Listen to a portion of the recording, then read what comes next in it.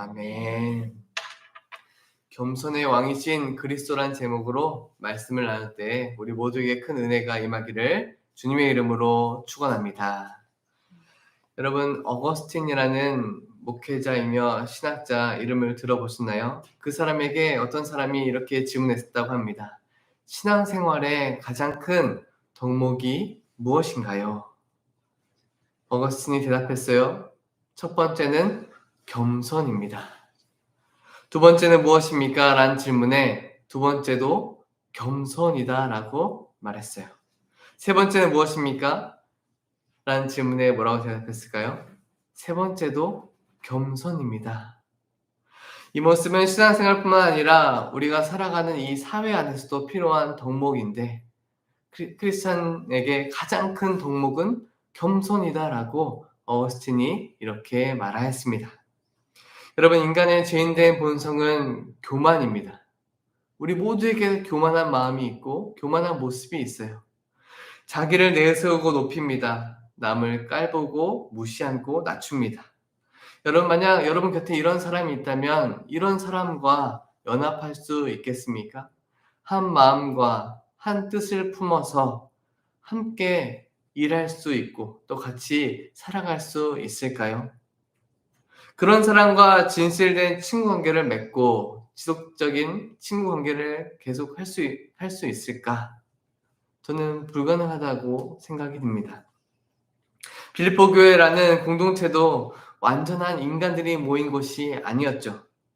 그런 교회가 계속해서 지속 가능할 수 있었던 이유는 또 원인은 어디에 있을까요?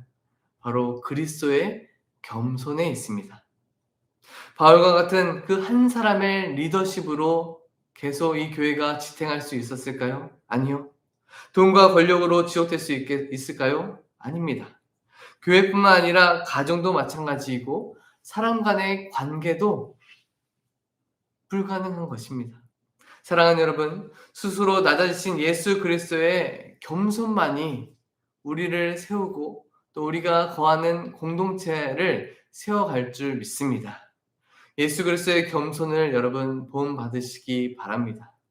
예수님은 섬기려고 낮아지셨는데 예수님을 따르는 크리스찬이라고 주장하는 사람들이 이 세상에서 더 높아지려고 하고 사람과의 관계 속에서 모임 속에서 더 높아지려고 한다는 것은 무슨 아니겠습니까?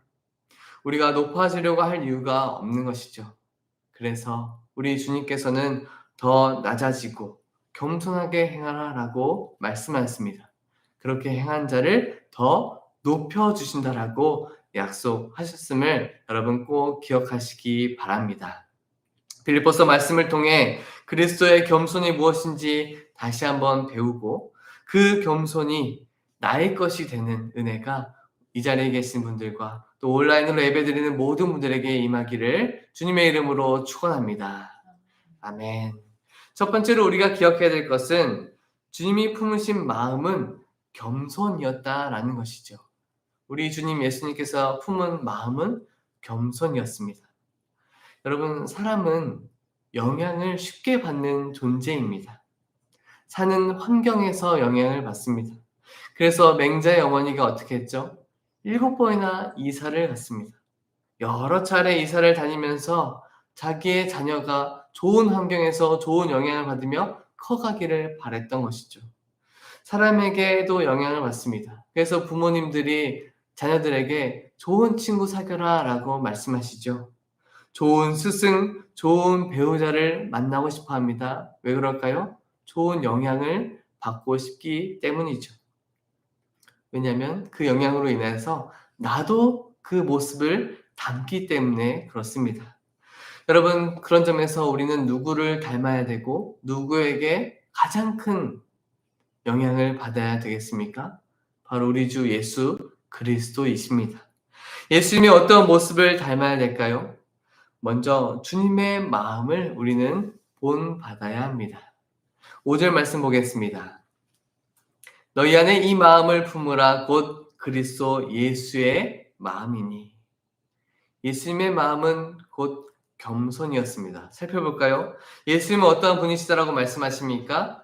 6절 말씀에 하나님이시라고 말씀합니다. 그는 근본 하나님의 본체시나 하나님과 동등됨을 취할 것으로 여기지 아니하셨다. 하나님과 동등하다. 하나님의 본체다. 그런데 이 하나님께서 하나님과 동등함을 누리지 않으시고 동등함을 당연하게 여기지 않으셨다.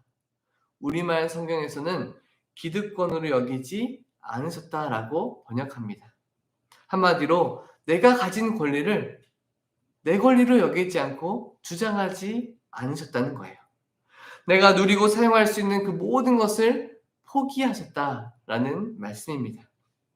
그래서 예수님의 겸손은 죄인된 인간인 우리가 1도 따라할 수 없는 겸손, 주님의 마음인 것입니다. 그렇다고 해서 우리가 주님의 마음을 품는다는 것 포기할 수 없겠죠. 예수님께서 우리에게 분명 명령하셨고 바울도 우리에게 권면하고 있습니다. 너희도 주님의 겸손한 마음으로 겸손해라. 여러분 우리 자신에게 요청하고 구하시기 바랍니다. 나도 주님의 마음을 품고 겸손해지기를 원합니다. 그 모습이 바울은 빌립보 교회 성도들이 그런 마음을 품고 그렇게 살아갈 때에 내 마음이 기쁘고 기쁨이 충만해진다라고 말하고 있습니다.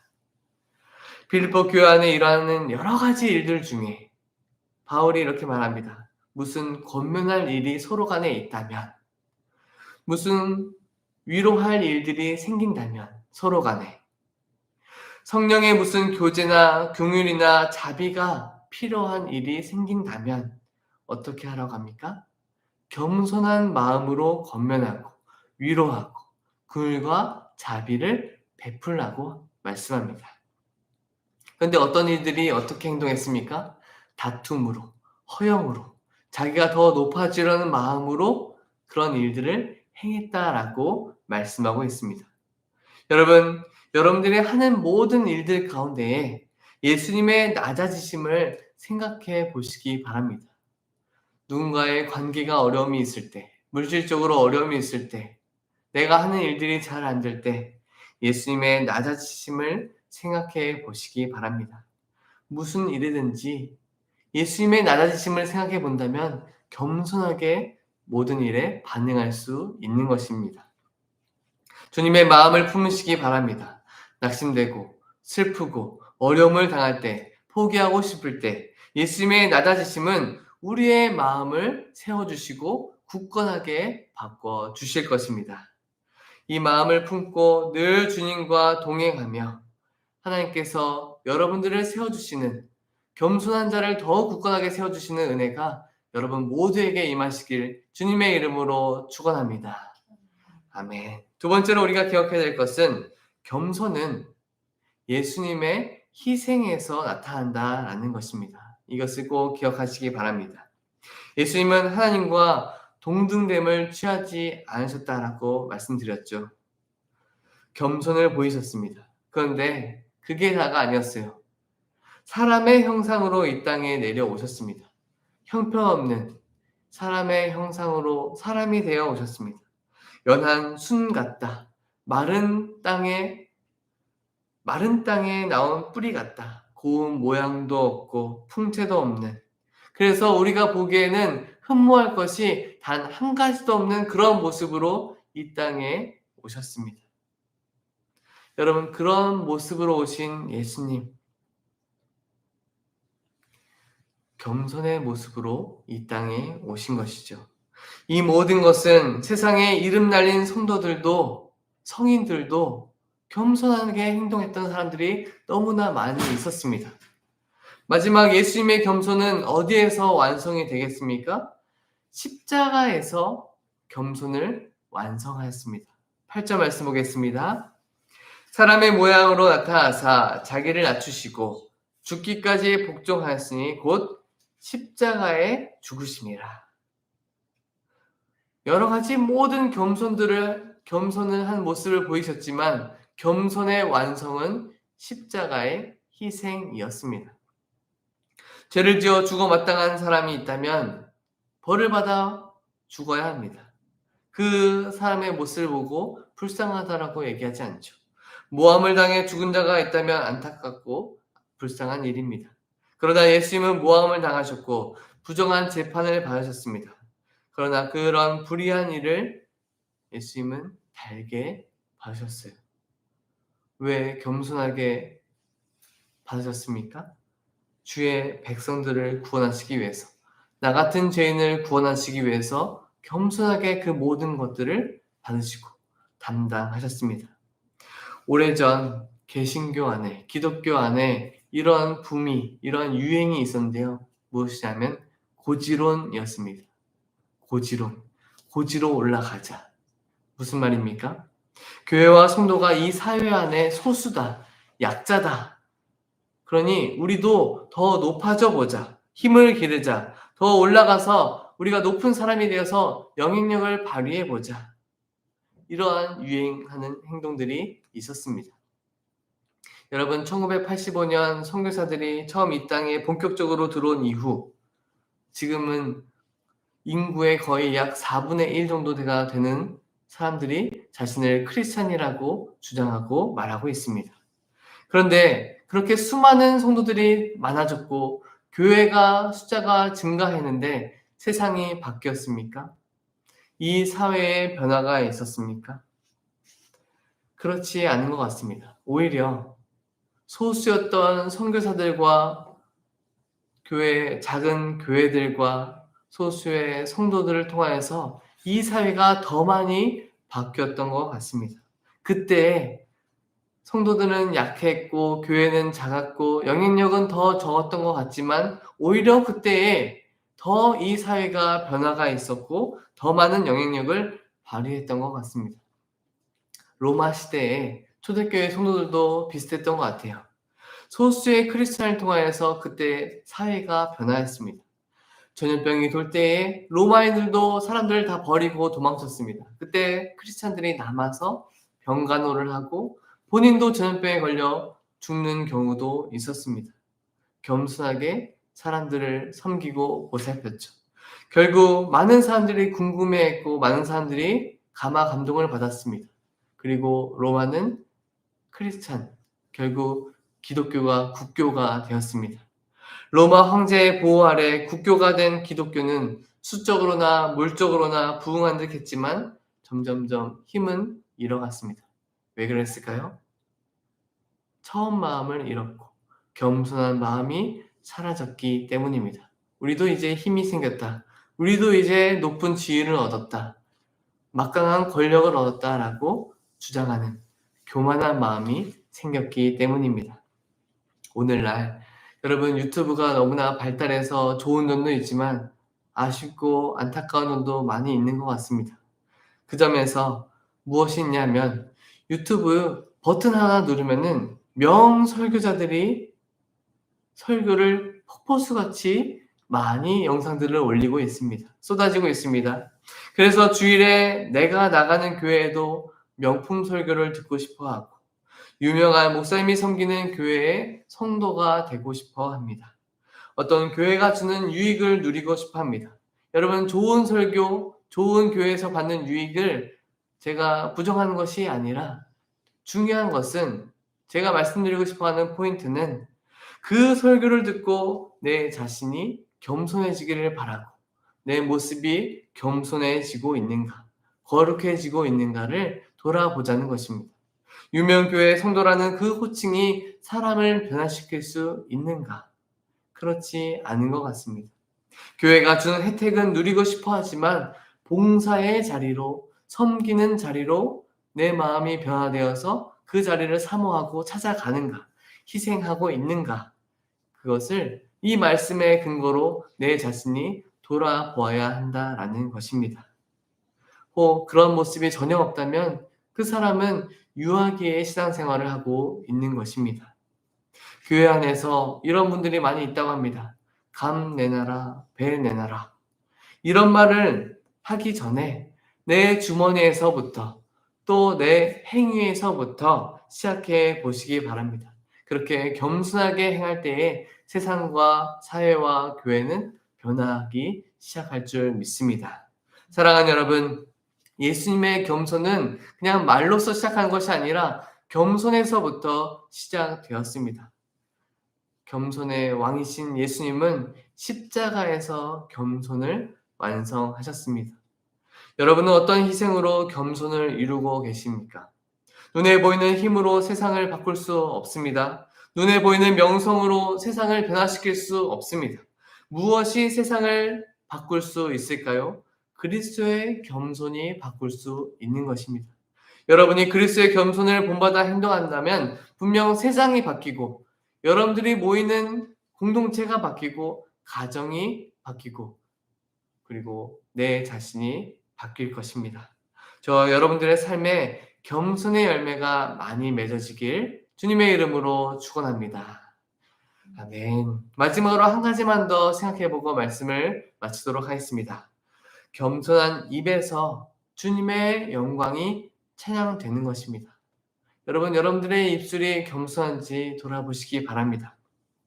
십자가는 실패와 죽음의 상징이었습니다. 그런데 반전이 일어났죠. 죽기까지 순종하신 예수님은 우리 눈에는 한없이 낮아졌지만 하나님은 예수님을 높이셨습니다. 세상 사람들의 눈에는, 세상 사람들의 입술에는 예수님을 조롱하고 낮추었지만 하나님의 입으로 예수님이 높아지셨습니다. 9절 말씀 보겠습니다. 이러므로 하나님이 그를 지극히 높여 모든 이름 위에 뛰어난 이름을 주셨다라고 말씀합니다. 하나님께서 부활하신 예수님의 권위를 높여주셨습니다. 모든 이름에서 이름은 위엄이라는 의미입니다. 위엄이 있다. 뛰어난 위엄을 주셨습니다. 여러분, 예수님을 이렇게 하나님께서 높이셨어요. 그런데 여러분, 이 세상에도 많은 자신의 업적으로 높아진 사람들이 있지 않습니까? 어느 분야에서 정점을 찍은 사람, 그 사람의 이름과 업적을 많은 사람들이 찬양하고 높입니다.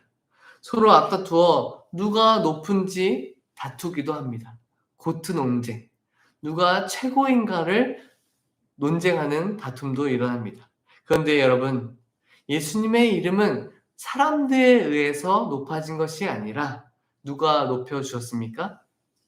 하나님께서 직접 높여주셨습니다. 독특한 표현이 나오는데요. 10절입니다. 하늘에 있는 자들과 땅에 있는 자들과 땅 아래에 있는 자들로 모든 무릎을 예수의 이름에 꿇게 하셨다. 하늘에 있는 하나님의 나라에 있는 성도들과 땅에 사는 우리들과 또 저 땅 아래 지옥에 있는 자들 할 것 없이 모든 자들의 통치자가 예수님이 되시고 모든 이름 위에 뛰어난 이름을 예수님께 주셨습니다. 모두가 주님 앞에 주님의 이름 앞에 납작 엎드리게 되고 무릎 꿇게 된 것입니다. 한마디로 모든 자들을 겸손하게 하신 것입니다. 예수님께서 겸손을 다 이루시니 모든 자에게 이렇게 모든 자를 무릎 꿇게 하는 주님이 되신 것입니다. 이런 칭호를 받을 수 있는 존재는 하나님의 아들이라는 것이 분명히 하나님의 말씀으로 증명된 것이죠. 이렇게 예수님께서 희생을 겸허히 받으셨을 때 완전한 인간으로 죽으셨고 죽음과 사망을 이기시고 부활 승천하신 예수님은 완전한 하나님, 완전한 신성을 나타내셨습니다. 이제 하나님의 보좌 우편에서 통치하시고 다스리십니다. 사랑하는 여러분, 불행하게도 예수 그리스도의 왕되심을 모르는 사람들이 지금 너무나 많습니다. 부활 승천하신 날 예수님은 면류관을 쓰셨고 왕의 보좌 우편에 앉아 다스린 지 아주 오랜 세월이 흘렀지만 예수님을 잊어버린 사람들, 관심이 바뀐 사람들, 예수님께서 다시 오심을 기다리기 포기한 사람들이 너무나 많아지고 속출하고 있습니다. 우리는 그들을 흔들어서 깨울 필요가 있는 성도 아니겠습니까? 왜냐하면 왕께서 오실 때 그들이 알게 된다면 그때는 늦은 것이죠. 마지막 날을 여러분 상상해 보시기 바랍니다. 11절 보면서 상상해 볼까요? 모든 입으로 예수 그리스도를 주라 시인하여 하나님 아버지께 영광을 돌리게 하셨느니라. 모두가 무릎 꿇고 굴복하며 예수님을 찬양할 것입니다. 승자 앞에 패배자가 굴복하는 것처럼, 굴욕을 당하는 것처럼 예수님 앞에 다 무릎을 꿇고 경배하며 찬양하는 무리가 있는가 하면, 반대로 무릎을 꿇린 채 벌벌벌 떠는, 두려워 떠는 무리가 나뉘게 될 것입니다. 모두가 예수님의 이름을 시인하지만 다 구원에 이를 수 없습니다. 스스로 인생을 개척해 나가려는 분들, 스스로 구원할 수 있다라고 생각하시는 분들 계시다면 어서 주님 앞으로 나아오시기 바랍니다. 겸손한 내 입술로 예수를 주라 시인할 때에, 그리스도라고 고백할 때에, 왕 되심을 시인할 때에 주님을 영접할 수 있고 주님의 은혜를 받을 수 있는 것입니다. 자기를 의롭다고 믿는 다른 사람들을 멸시했던 사람들이 있었습니다. 그래서 예수님께서 비유로 그 사람들을 깨우쳐 주셨어요. 깨어나게 하였습니다. 세리와 바리새인의 기도라는 비유로 예수님께서 말씀하셨는데요. 그때 어떤 일이 있었습니까? 바리새인 한 사람이 예배당에 와서 기도하는 거예요. 꼿꼿한 목에 이렇게 기도합니다. 마치 천국을 이미 얻은 사람처럼 자신만만하며 기도하는 거예요. 저는 남의 것을 뺏지 않았고 불의하지 않았고 간음하지 않았습니다. 저 세리처럼 행동하지 않은 정의로운 사람, 하나님 앞에 의로운 사람이라며 기도를 하기 시작합니다. 일주일에 2번 금식하고 모든 것에 11조를 드립니다라고 기도가 마치 자랑하는 것 같아요. 근데 옆에 서 있었던 세리는 어떻게 기도합니까? 눈을 들어서 하늘을 쳐다보지도 못합니다. 눈을 땅에 깔고 가슴을 치며 기도합니다. 하나님이여 불쌍히 여기소서. 나는 죄인입니다. 사랑하는 여러분, 무엇으로 하나님께 영광을 돌리십니까? 내가 이룬 업적, 내가 성취한 것, 내가 드린 헌금, 그것으로 하나님께 영광을 돌릴 수 있을까요? 주님께서 바라시는 것은 여러분들의 통회하는 마음, 겸손한 마음, 입에 겸손으로 영광 돌리는 것을 기쁘게 받으실 것입니다. 팔복을 보면 분명합니다. 심령이 강한 자에게 복이 있는데 무엇이 복입니까? 천국이 그들의 것이다. 저와 여러분들의 겸손을 통해 주님만 높아지고 영광 받으시기를 축원합니다. 찰스 칼렙 콜튼이라는 사람이 이런 말을 남겼습니다. 진실한 가장 큰 친구는 시간이고 진실의 가장 큰 적은 편견이며 진실의 영원한 반려자는 겸손이다. 한마디로 진실은 결국 밝혀지고 진실이 이긴다라는 이야기입니다. 말로 아무리 설명하려고 해도 설명되지 않는 것이 있습니다. 결국 겸손이 설명해 줄 것입니다. 예수님을 아무리 설명하려고 해도 설명이 되지가 않습니다. 십자가의 겸손으로 예수님을 설명할 수 있습니다. 사랑하는 여러분, 주님께서 품으신 마음을 품으시기 바랍니다. 그 마음으로 교회와 가정과 사회에서 자기 희생으로 섬기시기 바랍니다. 겸손하게 기다리고 기도하면 하나님께서 기뻐 받으시고 또 영광 받으실 것입니다.